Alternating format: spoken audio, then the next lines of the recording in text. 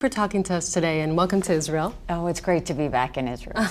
And we will talk in this conversation, I hope, about your special connection to Israel, but I would want to open up with the hottest topic on the Israeli agenda these days, and that is the decision of the Trump administration to unveil the Mideast plan, the long-awaited Mideast plan. As someone who was part of the cabinet, part of the National Security Council, can you sort of give your assessment on what the chances of this deal are if the Palestinians are basically not in the game? Well, I mean, look, it takes two hands to make a clap. So if the Palestinians or the Israelis are not there, it's not going to happen. But what I can tell you is I saw the earlier version of the peace plan, and it's well thought out. It's very thoughtful in the fact that it does not compromise national security for Israel. It improves the quality of life for Palestinians, but overall, it allows an opportunity for peace. And that's what both sides deserve. And so I hope that both sides will give it the opportunity it needs. The one thing I know is President Trump is not going to do anything that the Israelis and the Palestinians don't want. The U.S. is coming in as a broker. They're not coming in to mandate anything. And so, you know, look, I have a lot of hope that this can really mean longer peace going forward, but we'll have to see. You know, in the timing of it, five weeks before the Israeli election, and on the exact day where the Israeli Knesset is debating the immunity, Netanyahu's immunity from prosecution, can you help convince some Israelis who think that this is nothing more than sort of a lifesaver, a political lifesaver for Netanyahu? Well, you look, they're saying the same thing about Trump in the U.S., and I don't believe either to be true. What I can tell you is they have worked on this plan for so long, and people were saying a year ago, 2 years ago, where's the peace plan? Why haven't you released it? And they were thoughtful in the approach. They took their time. They made sure they talked to everyone to make sure all the bases were covered. So it doesn't matter when the plan would roll out. There would be some people who were saying it was too soon or too late. And so you can't win in that situation. What I can tell you is I know the players that put a lot of time into it, Jared Kushner, Jason Greenblatt, Ambassador Friedman, all of them were intensely involved in this. And so their thought process wasn't let's wait until after the elections, because Israel's now going on their third election. So it's not like we could sit there and wait for those elections to stop. We had to go ahead and get the plan out while we had time to do that. You know Israel quite well, and it's a land where nothing is in consensus, but I think across the political spectrum in this country, you're viewed as someone who had Israel's back and has Israel's back. And you famously said, you know, the time of Israel bashing in the UN is over, and you acted on that.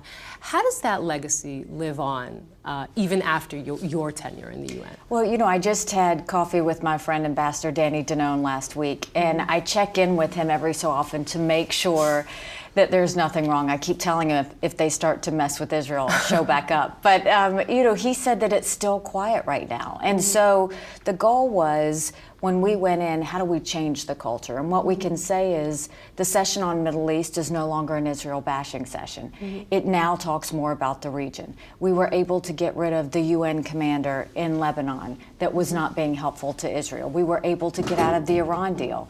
We were able to move the embassy, you know, from Tel Aviv to Jerusalem. So there were a lot of really good things that changed the tide.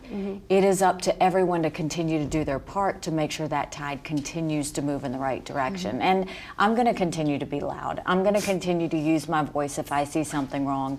But Danny Danone has done a great job representing Israel, and I think we've worked too hard to let it fall apart. So we have to keep moving forward. I guess that's a good point to ask you about your special connection with the country. I must say that I listened to your commencement speech in Clemson University. I listened to you talking about your Indian parents, and I said, well, that first of all, that sounds a lot like Jewish parents. Yes, that's it does. for sure. As a starting point, that's for sure it. Where does it come about, the heart of your connection to Israel? You know, I didn't know a lot about Israel when I came to the UN. And so I always say I stumbled upon my love for Israel. And that the more I learned, the more I loved. And I think it's because I feel a kinship with the Jewish people. They think very much like the Indian community. They, you know, the education and the family and you know, just the way of life is very similar. They raise their children the same way, and you know, we're stubborn and we don't take no for an answer. And so there's so much that is there.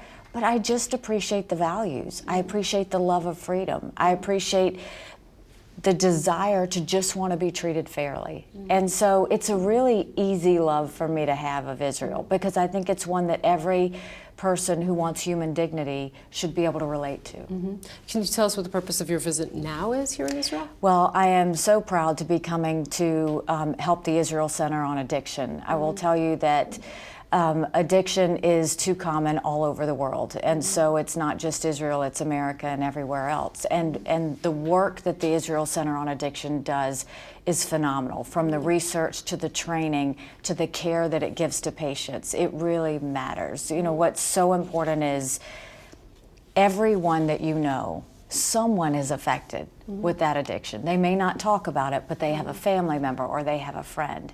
And this impacts jobs, it impacts the economy, it impacts families.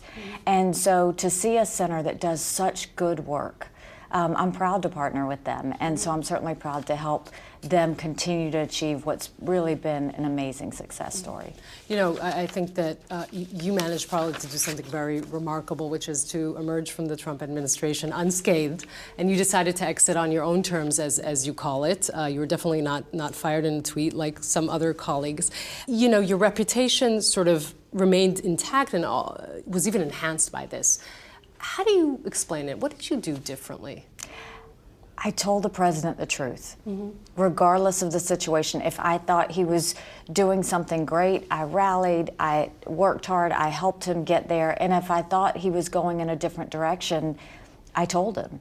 And I would say, you know, rather than doing this, I think you should do X. And he would always say, well, how do you see that playing out? And we would have a great discussion. He always listened. He always collaborated. He always made me feel heard. And it was a great working relationship. I loved the job at the UN. I absolutely loved it. The reason that I left really was because I have two parents that my husband and I take care of. They're both in their 80s. My mom has Parkinson's, and our son is graduating from high school, and I wanted to be a part of his college process and the college tours, and you can't do the UN part-time. You have to give it everything you've got, and I needed it to be family first. The impeachment trial. I have to ask you, someone who's been so privy to foreign relations and to foreign negotiations, do you think he did anything wrong? No. And I've read the transcript. I mean, you can't look at the transcript of the call that he had with the Ukrainian president and see something wrong. There was no threat. There was no, you have to do this or I won't do that. The money flowed. A conversation happened between two presidents. I mean, the facts are there. You can read the transcript for yourself. There's nothing that went wrong. And so this is partisan politics. I mean, I think honestly, the Democrats have been trying to get rid of the president since the day he was inaugurated. And so we'll see this play out. But what you're also seeing play out is his poll numbers continue to go up the more they do this. And instead, it would be nice just to see them focus on issues and not just be so against the president that is in place now. So really, when you look at throughout the whole process, everything seems faultless to you. The way that the president and his delegates handle themselves in Ukraine, nothing about it. Well, there's no perfect situation, right? But if you look at it, if you were a jury looking at a case, you wouldn't find fault. There is no guilt there. And so I think that whether you like the president or not, everyone deserves due process. You have to look at the facts, and it's just not there. So, you know, I'll certainly say the president's style is not my style. But I do know that everything that I have seen and everything I know about him is a genuine commitment to the United States. It's to the people, and he very much wants to deliver on his promises to the American people. You may not like the style in which he does that, but he has delivered on promises. You write in your book, with all due respect, you say, people have always labeled me with a word that is somehow only negative when applied to women, ambition. So I would want to talk about your ambitions and to ask, are we going to see Haley 2024? Are you planning to be the first female president of the United States? It's just too soon. It's too soon to think about. You know, I think that it's easy for people to talk about it. It's hard to do. It's hard to run for president of the United States. And a year is a lifetime in politics. So what I have always done is take it a year at a time. And I've always said, whatever I do, be great at it and make sure people remember me for it, and then doors will open. So if it's meant to be, it will. But as of now, I continue to stay busy. I continue to fight for causes I care about, and I continue to be loud. And so I'm not going anywhere. I know I'm too young to stop fighting, and so I'll always be fighting for the things I care about. And the rumor circulating in Washington about being the VP on the VP ticket in 2020, is there anything to that? And there's no truth to that. I have great respect for Mike Pence. He is a dear friend. He's been a great vice president to President Trump, and they make a great partnership. And I will be campaigning for both of them. And I've never had a conversation with the president about that. That's just, it's rumors that people want to stir, but there's no truth to that. Israel is having quite a problem in choosing a prime minister, so maybe you want to consider that as well. And I really You're very popular hope here. that something comes together, because I don't want the region to see Israel as vulnerable.